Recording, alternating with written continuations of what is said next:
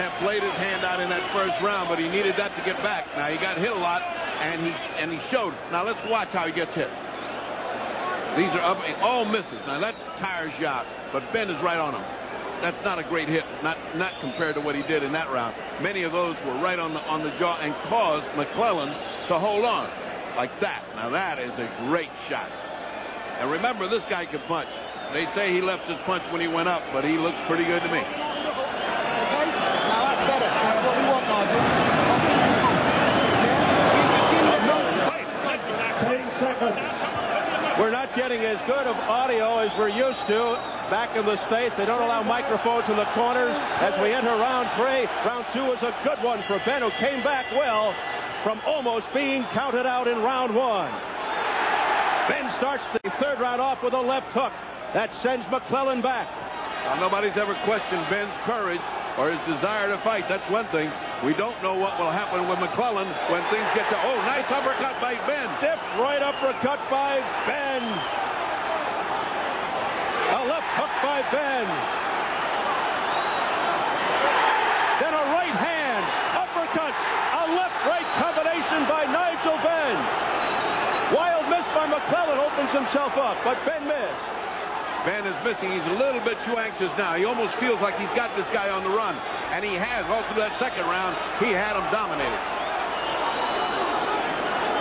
This isn't a fight. It's a Hollywood script. Well, so much for a blowout. This is no blowout. This is an absolute explosion of a fight. Good right hand by McClellan. A short, crisp right by McClellan that got Benn's attention. And that quiets the crowd momentarily. But one punch by Benn can change that. Well, it's McClellan that's got the power, but it remains to be seen if he got the heart to stay in there with his gutty champion.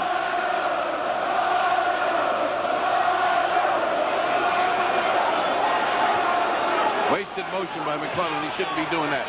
He's too good a fighter to throw punches like that away. You wonder how much longer they could keep up this energy. Right now, McClellan's still in the recovery phase. He's not coming forward. He's letting the other guy burn himself out. Halfway point of round 3.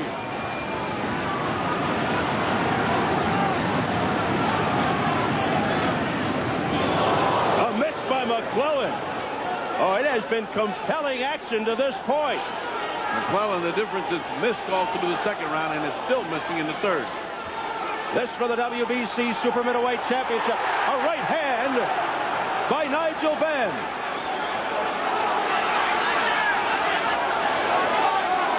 They continue to stand toe-to-toe.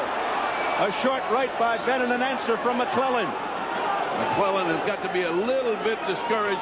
He's so confident of his bombs, and he's hit this guy with every bomb, and Benn is still here, and he still fights. Good left hand by McClellan from short range. Under 30 seconds, right a hard right by McClellan, and that staggers Benn. He's got Benn now if he can get away from him. Benn again in trouble, but hanging in there. Swings a wild left. Final seconds of round 3. Furious action. Look at the heart of Nigel Benn. It has been incredible.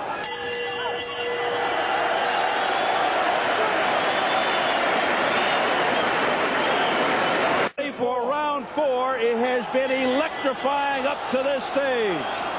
Here we go. Nigel Benn, the champion of the black trunks. Gerald McClellan, the challenger in the green with the white stripe. You can see why Benn has been a favorite all these years. He's a gutty, hardy guy, and he just doesn't stop coming.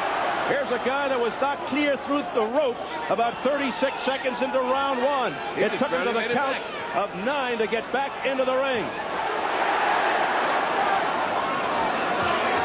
Showing an amazing amount of guts, Nigel Benn.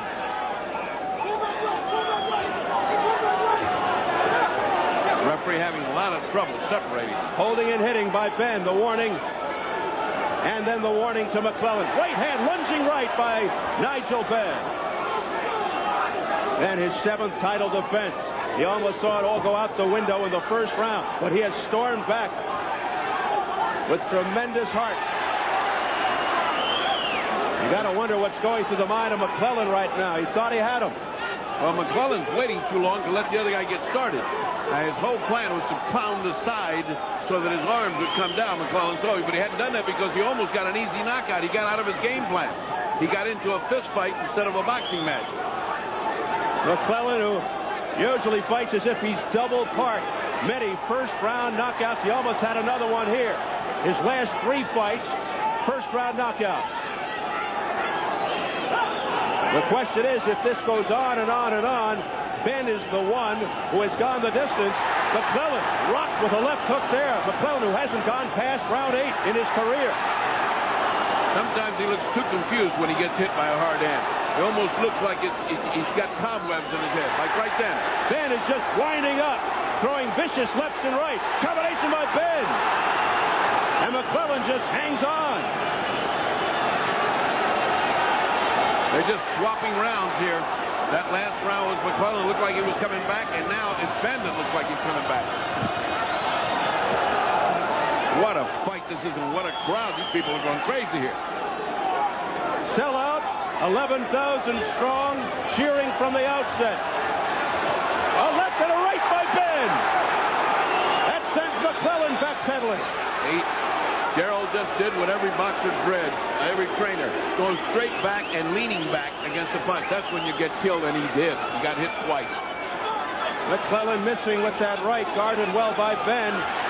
McClellan looking less and less like he's got a game plan, like he's just in there trying to land that punch.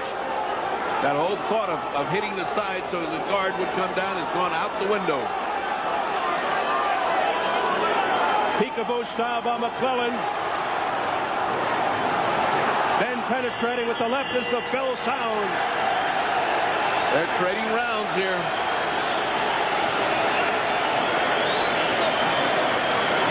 The only difference in this fight right now is that knockdown that gave him a 10-8 round. Yes. And he barely got back in there. I really didn't think he could make it back in there. He was in such bad shape, but he made it back and survived. You got to give Benn a huge amount of credit. Huge. Nigel Benn on the attack. Let's take a look at Nigel. See, Nigel's going first. He is letting the other guy pose. He's posing right now. Both, he's first. He looked like he was going to come with a left hand. He threw the right first. He's outthinking him. That's more experience in long fights. Benn is outthinking Gerald McClellan. McClellan, once the power is gone from a puncher and he's left with an experience, that's when the stuff gets hard. That's when it's going to get hard. Right now, around about 5, 6, 7. Now it's going to be a tough time. Ever since that first round knockdown, McClellan has been neutralized by Benn.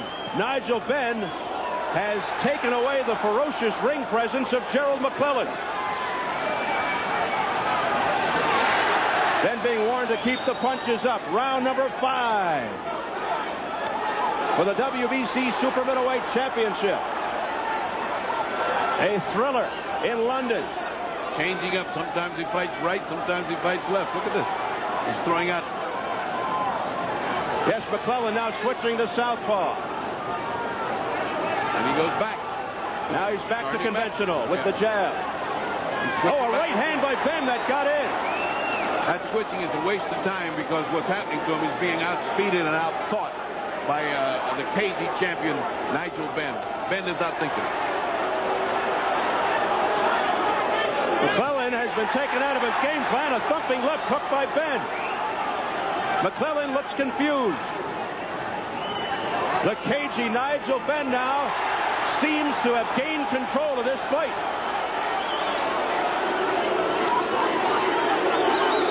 The holding by McClellan, the warning from referee Alfred Asaro. Oh, nice shot. Nice shot by Gerald. Nice right hand. Beautiful feinting by Benn and lands with the right. Midway. Tentative right hand. Gerald's no longer throwing with a lot of speed. He's tentative. It's like he's not sure he's going to hit there. And when he hits, nothing's going to happen. It's those little quick punches that he's throwing that can hurt Benn. But Benn looks like he's found some new source of energy. Boy, has he got some kind of energy going for him now. A second win. He has been resurrected after that near downfall in the first. Nigel Benn of the Black Trunks, the Dark Destroyer.